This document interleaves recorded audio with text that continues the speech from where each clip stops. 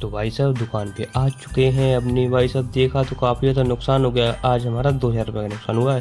तो नमस्कार दोस्तों, स्वागत है आप सबका फिर से एक और नए ब्लॉग में। तो ये हमारे 2 गमले के पेड़ टूट चुके हैं भाई साहब। ये पैर हम लेके आए थे बाहर से, पर क्या करें, तो तब तक पापा आ चुके हैं। उन्होंने लोहे का पाइप बांध दिया। लकड़ी टूट चुकी थी तो उन्होंने कहा वो हटा दो, अब पाइप बांधते हैं, लोहे का टूटेगा नहीं, मजबूत रहेगा। ठीक है, बांध बूंद के अपना एकदम सामान लगा लू कर भाई साहब अब हम चल दिए गड़ासी लेकर पिटवाने के लिए, क्योंकि ये मुतरी हो चुकी थी। फिर विशाल ने कहा चलिए हम आज गोलगप्पे खाएंगे। तो हमने कहा ठीक है भाई साहब, आज गोलगप्पे विशाल ने खिलाए हैं हमको, तो हमने विशाल के रुपए के गोलगप्पे खाए हैं। फिर उसके बाद विशाल ने कहा आज घर चलते हैं, क्योंकि हमें रस लेना है छिड़का बनाने के लिए। तो हम पहुंचे पहले श्रीनगरा, फिर पहुंचे थाने में हो रहा था मैच। उसके बाद ये रहा सरस्वती विद्या मंदिर, ये स्कूल सबसे पुराना है। उसके बाद डायरेक्ट आगे विशाल के घर। तो विशाल की गाड़ी खड़ी है भाई साहब, ये खंडर है अभी कुछ नहीं। तो विशाल घर से आ रहे थे, धूप के चक्कर में हाथ लगाए थे। मैंने सोचा ये कैमरे के चक्कर में लगाए।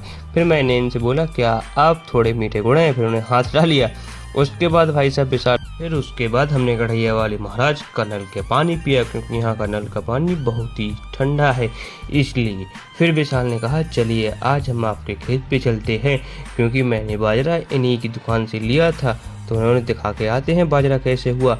उसके पहले भाई साहब मैंने देखे चंदन के पेड़ जो लगे हुए थे काफ़ी ज़्यादा। हमें पता है ये चंदन के पेड़ है, पर पता नहीं क्लियर है या नहीं।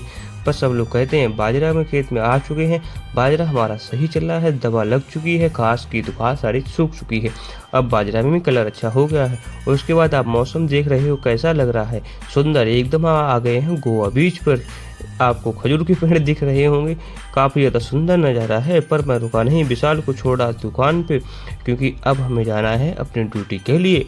फटाफट आ चुके हैं घर, नहा धो के एकदम अपना काम हो गया क्लियर। अब बाइक में लगाते हैं चाबी और पहुंचते हैं अपनी ड्यूटी के लिए। तो ड्यूटी पे पहुंच चुके हैं, टिकट बांट कर भाई साहब आ चुकी है एक गाड़ी। अब इसे निकालेंगे क्योंकि 2 गाड़ी लेट हैं। उसके बाद भाई साहब टाइम हो गया है लगभग 11:30। तो ये गाड़ी अब लास्ट है, तो ये चल दी है। अब हम भी अपना काम ख़त्म करके निकलते हैं, क्योंकि अब मेरी ड्यूटी ख़त्म हो चुकी है। और उसके बाद भाई साहब हम भी चल दिए स्टेशन की ओर। तो पहुंचा चौकी पे काफ़ी ज़्यादा भीड़ लगी हुई थी, क्योंकि यहाँ आज एक चोर पकड़ा गया है जिसने बाइक छीन ली थी एक व्यक्ति की। और उसके बाद भाई साहब हमारी मम्मी का फ़ोन आ चुका था कि आइए फटाफट, टाइम ज़्यादा हो रहा है। घर पहुँचे तो घर में भाई साहब एकदम सुनसान गली पड़ी हुई थी और गेट लग चुका था। तो आप लोगों से हम मिलेंगे कल एक और नए ब्लॉग में। तो राम राम, गुड नाइट।